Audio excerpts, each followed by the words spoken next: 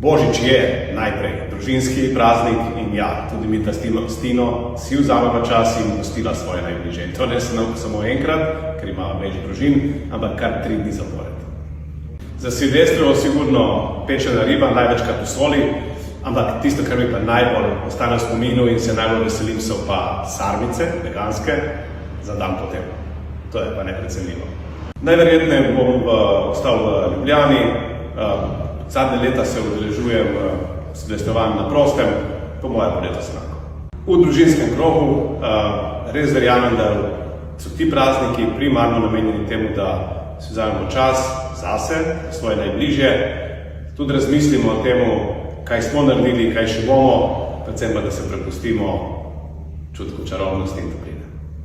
Hvala za vse lepe želje, jaz pa vam želim en vesel in blagoslovljen Božič, eno zelo dobro zabavo, najboljša zabava za Silvestrovo, potem pa vsi skupaj s polnimi močmi naprej Slovenija.